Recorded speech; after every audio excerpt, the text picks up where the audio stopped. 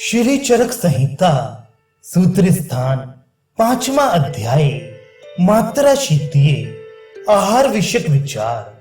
अब मात्रा शीतीय अध्याय की व्याख्या की जाएगी। जैसा कि भगवान आत्रेय ने कहा था, आहार की मात्रा तथा अग्निबल का संबंध। मनुष्य को मात्रा पूर्वक भोजन करना चाहिए।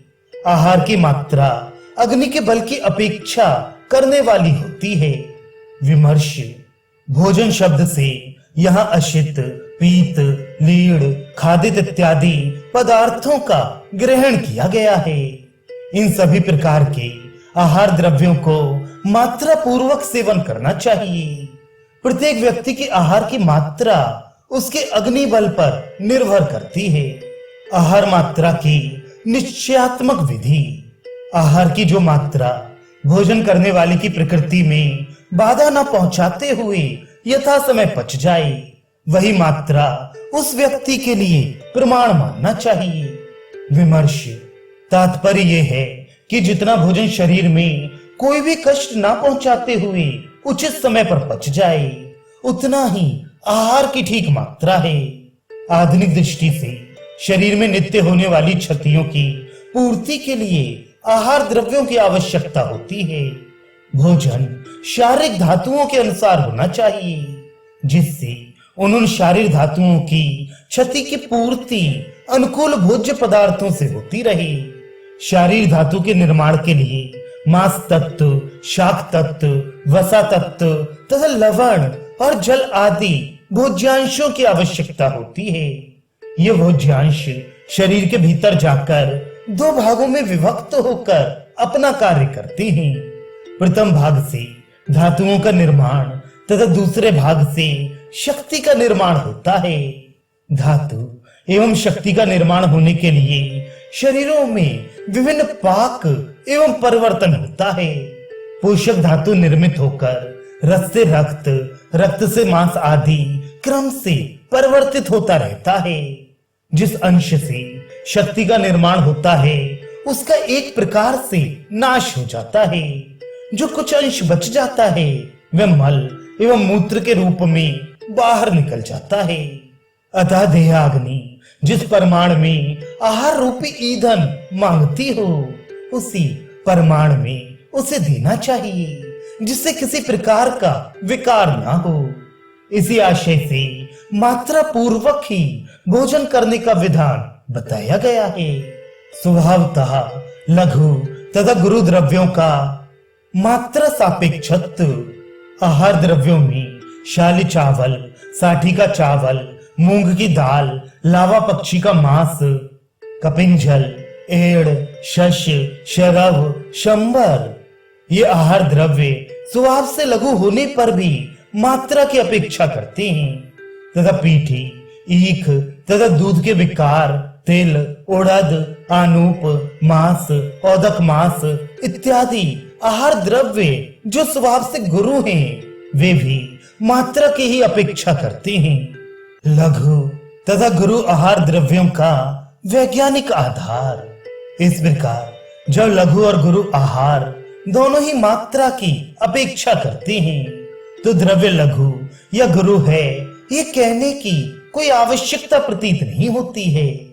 परंतु बिना कारण ही गुरु और लघु आहार द्रव्यों का विचार है, ऐसा नहीं समझना चाहिए। क्योंकि जो आहार द्रव्य प्रकृति से लघु होते हैं, उसमें वायु और अग्नि गुण की प्रधानता होती है। जो द्रव्य गुरु होते हैं, उसमें पृथ्वी और जल गुण की प्रधानता होती है। अतः अपने स्वाभाविक गुणों के कारण लघु द्रव्य अग्नि को संगुच्छण करने वाले होते हैं। अतः अधिक मात्रा में भोजन करने पर भी अल्प दोष करते हैं। और गुरु आहार द्रव्य अपने स्वाभाविक गुणों के कारण अग्नि को संगुच्छण करने वाले नहीं होते, क्योंकि अग्नि के गुणों से विपरीत गुण वाले होते हैं। अतः अधिक मात्रा में भोजन करने से अधिक दोष उत्पन्न करने वाले होते हैं। किंतु व्यायाम करने वाले तथा जिन लोगों की अग्नि बलवान है, उन लोगों के लिए गुरु अन्न भी कुछ अधिक मात्रा में खाने से अल्प दोष करने वाले होते हैं। यही अग्नि बल के अनुसार आहार की मात्रा का अभिप्राय है। विमर्श द्रव्यों के लघु और गुरु कहने का तात्पर्य यही प्रतीत होता है कि संयोगवश यदि कुछ अधिक मात्रा में लघु द्रव्य का भोजन कर लिया जाए तो भी अधिक उपद्रव नहीं होता है, क्योंकि अग्नि स्वभाव से लघु एवं रूक्ष होती है। लघु द्रव्य भी अग्नि तथा वायु गण की प्रधानता से होने से लघु और रूक्ष होते हैं, अतः गुण सामान्य होने से अग्नि को दीप्त करने वाले ही होते हैं। गुरु द्रव्य पृथ्वी और जल की प्रधानता से होते हैं, जो दोनों गुरु होते हैं किंतु अग्नि लघु होती है। अतः अग्नि गुण के विपरीत गुण वाले होने से अग्नि को मंद करने वाले होते हैं। इसलिए अधिक मात्रा में लेने से गुरु द्रव्य भयंकर उपद्रव करने वाले होते हैं, परंतु व्यायाम करने वाले और तीक्ष्ण अग्नि वाले व्यक्ति इसके अपवाद हैं। आहार मात्रा ज्ञान की आवश्यकता तथा उससे लाभ सामान्यतः गुरु और लघु आहारों या द्रव्यों की मात्रा का ज्ञान अग्नि के बल पर हो ही जाएगा, तब द्रव्यों के ज्ञान की आवश्यकता क्या है? इस आशंका पर आचार्य ने बताया है कि आहार द्रव्य मात्रा की अपेक्षा नहीं करता है, ये बात नहीं समझना चाहिए, किंतु अपेक्षा करता ही है। द्रव्य के अनुसार गुरु द्रव्यों का आहार कुक्षी के 1/3 भाग में या आधे भाग में ही लेना चाहिए। लघु आहार द्रव्यों से कुक्षी को पूर्ण रूप से नहीं भरना चाहिए। इस प्रकार भोजन करने से अग्नि युक्त अर्थात अपनी उचित मात्रा में बनी रहती है। मात्रा पूर्वक भोजन से लाभ। इस प्रकार मात्रा युक्त भोजन खाने वाले व्यक्ति की प्रकृति में बाधा ना पहुंचाते हुए उसे निश्चय ही बल, वर्ण, सुख और पूर्ण आयु से युक्त करता है। अर्थात भोक्ता पुरुष बल, वर्ण, सुख और पूर्ण आयु से संपन्न होता है। गुरु आहार द्रव्यों के प्रयोग का विधान। इसलिए पिष्टमय पिट्ठी निर्मित गुरु आहार पदार्थ चावल और पृथुक चूड़ा आदि को भोजन करने के बाद कभी भी नहीं खाना चाहिए। भूख लगने पर योग्य मात्रा में खाना चाहिए।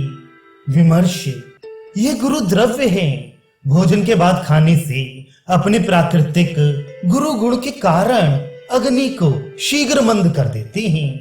तात्पर्य यह है कि भोजन करने के बाद यदि आवश्यकता पड़े तो हल्के द्रव्य का प्रयोग कंथचित किया भी जा सकता है, पर गुरु द्रव्य सर्वथा वर्जित है।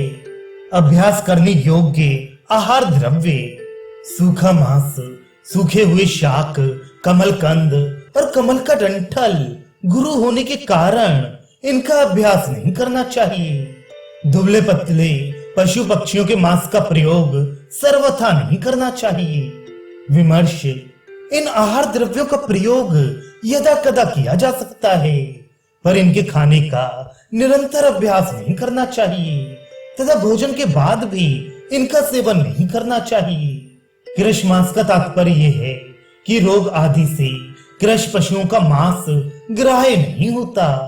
जमा हुआ दूध, छेना, सुअर का मांस, गौ का मांस, भैंस का मांस, मछली, दही, उड़द और यवक का शीलन अर्थात लगातार सेवन नहीं करना चाहिए।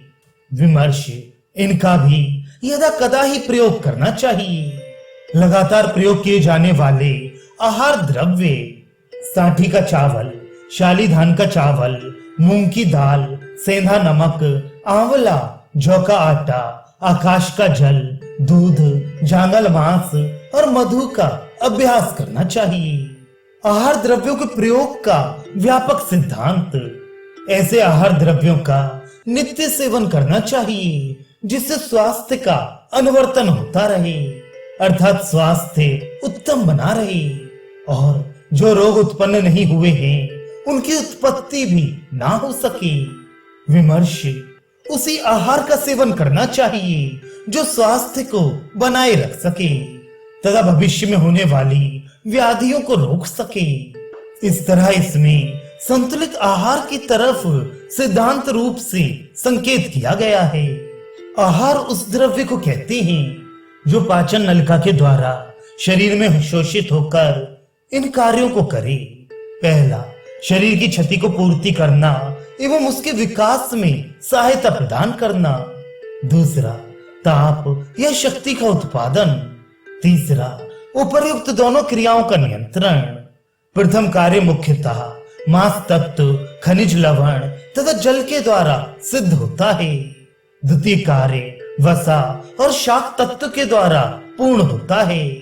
यद्यपि कुछ शक्ति मांस तत्व के द्वारा भी प्राप्त होती है।